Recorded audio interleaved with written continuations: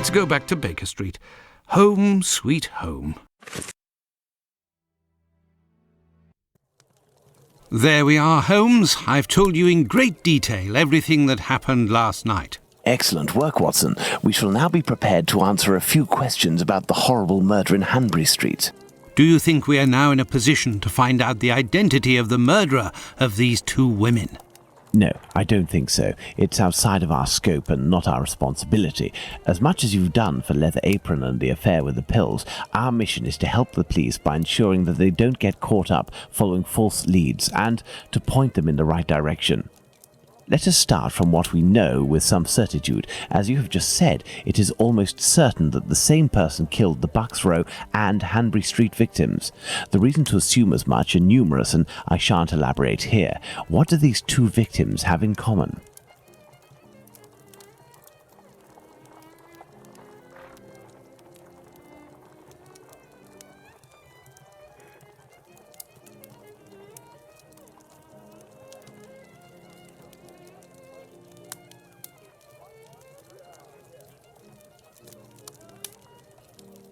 It's true these two women were in the same profession, but... Indeed, Watson. These two women were both prostitutes. That is of vital importance, Watson. My memory from your examination of the scene is rather hazy. Didn't you say something about the killer's frame of mind? I was talking about the victim's possessions that were placed on the ground and the rings missing from Annie Chapman's fingers. This killer is a cunning predator, comes from a rather humble background, and shows steely self-control in carrying out the murders. Something is puzzling me, Holmes. Richardson's testimony contradicts the time of death given by Dr. Phillips, which also matches my own, 4:30 a.m. And yes, we shall confirm that, Watson, and attempt to determine the precise time of death. In order to do that, we will need to place everyone involved on a timeline. Only after that will we be able to place the knife symbolizing our killer. Let's look at our timeline, Watson.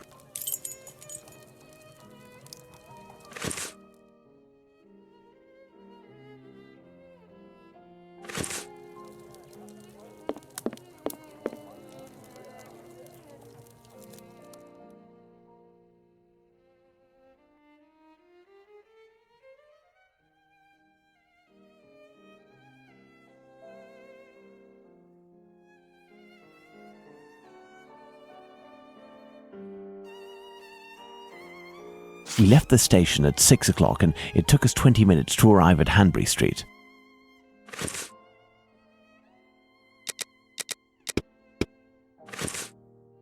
We left the station at 6 o'clock.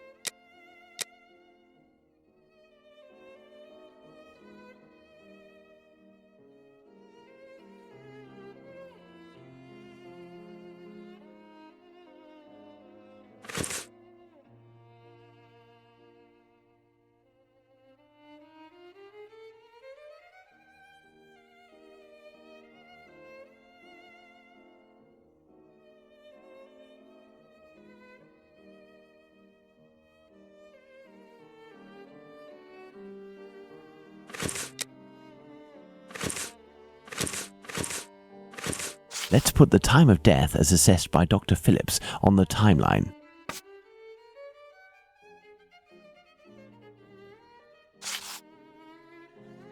The assessment of the time of the murder given by Dr. Phillips and yourself, Watson, 4:30 a.m.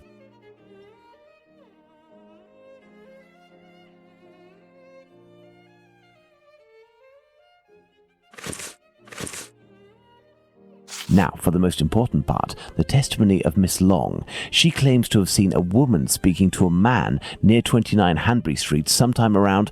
what time, Watson? Let us assume, therefore, that Miss Long's testimony is, as is most certainly the case, true. She places her meeting with the victim at around 5:30, claiming to have heard a clock chime on the half hour at the moment when she enters the street. Now, let's put the Richardsons' arrival and departure times on the timeline.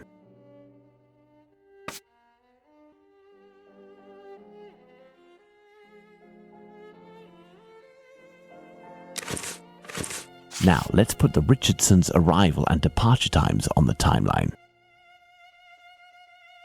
Despite the great respect I have for Dr. Phillips and the value I place on our friendship, my deepest conviction is that both of you are mistaken and that Richardson is in the right and that these two testimonies put down in writing have real worth. But how? Explain yourself, Holmes. Remember how you assessed the time of death? You touched the fingers and body of the victim, but it was remarkably cold for this time of year. In addition, the corpse had been drained of bodily fluids. Its heat retention was therefore no longer the same as that of an intact corpse. Egad! You're right, Holmes. Oh, I've had some time to research, Watson. Given these facts, my first diagnosis may have been off by half an hour, perhaps even an hour. Thus, we can confirm Richardson's statement and establish that the murder was committed after 4:50 a.m. and not before 4:30 a.m. Our next witness is Albert Kadosh.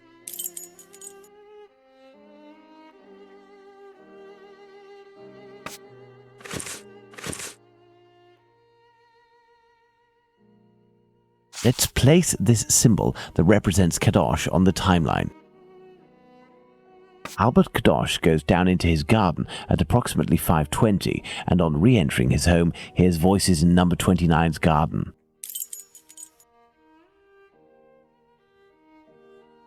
Let's place this symbol that represents Kadosh on the timeline. Kadosh goes back down into his garden approximately 4 minutes after having left it and hears the sound of an impact against the wooden fence. Let's place this symbol that represents Kadosh on the timeline. Kadosh leaves the garden, enters his house, then leaves for work, seeing the clock on the Spitalfields church showing 5:32. He left the station at 6 o'clock and it took us 20 minutes to arrive at Hanbury Street. Our arrival at the scene occurred at around 6:20. Given the distance separating the two locations, we can deduce that the corpse wasn't discovered after 6 o'clock and therefore that the murder must have been committed before. Excellent, Watson. All our people are now in place. Yes, but Holmes, Miss Long claims to have seen the victim at around 5:30. But according to Kadosh, someone, most certainly the victim and her murderer, was already in the garden at 5:30.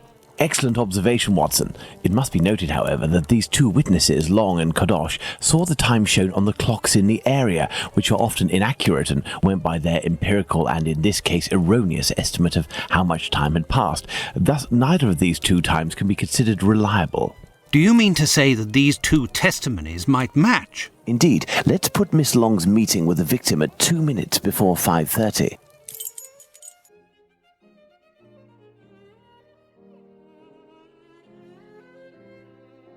Let's add Miss Long's meeting with the victim at 2 minutes before 5:30 a.m.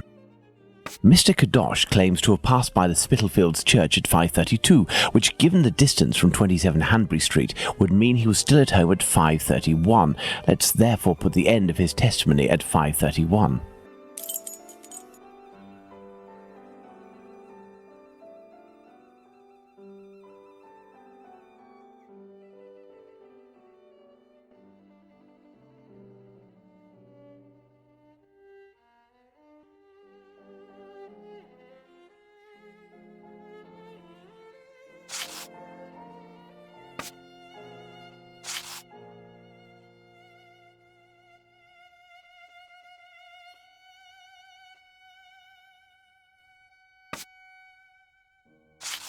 Miss Long heard the man say to the victim, "Will you?" To which the victim responded, "Yes," which would suggest that an agreement was reached and that the transaction was imminent. They then proceeded to enter the garden, which puts the voices heard by Kadosh at 5:29. We had thought that Kadosh had left 27 Hanbury Street at 5:31 after having heard an impact against the fence. Thus, 2 minutes passed between the moment when Kadosh entered the house after having been in the garden the first time and the moment when he returns to go out again and leave for work. How long did he estimate this interval to be? 3 to 4 minutes. In light of all this, Watson, we can finally establish the time of Chapman's murder. Now, place the knife at the exact time.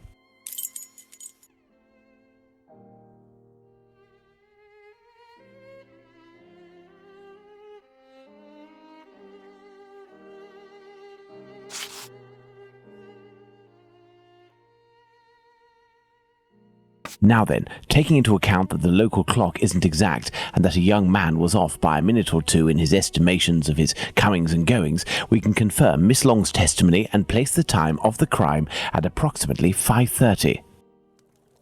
But in that case, Holmes, the man that Miss Long saw is none other than... That's right, Watson. It was the Whitechapel killer.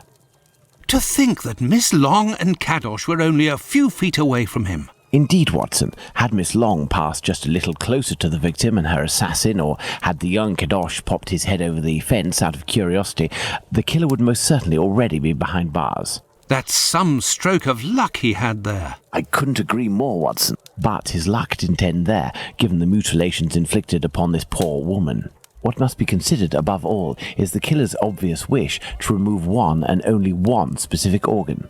His surgery pinpointed the exact spot, avoiding superfluous incisions. This suggests the man possesses at least a minimal anatomical knowledge. Are you suggesting a doctor or a butcher? Perhaps, but the possibilities are still too broad to conclude with any certainty. Now for the motive.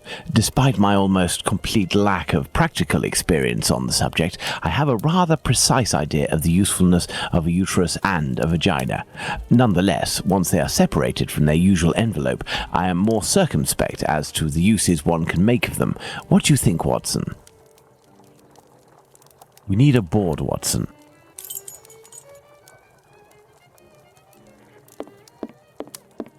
There is nothing more to do here.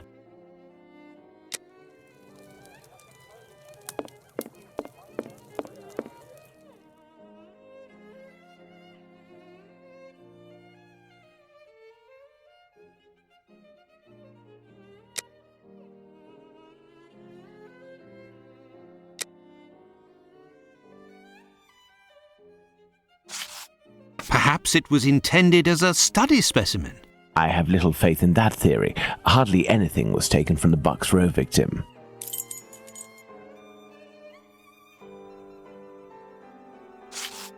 Black magic? Watson, this line of investigation is far too vague. We don't have a single clue in support of such a motive. We can eliminate this hypothesis.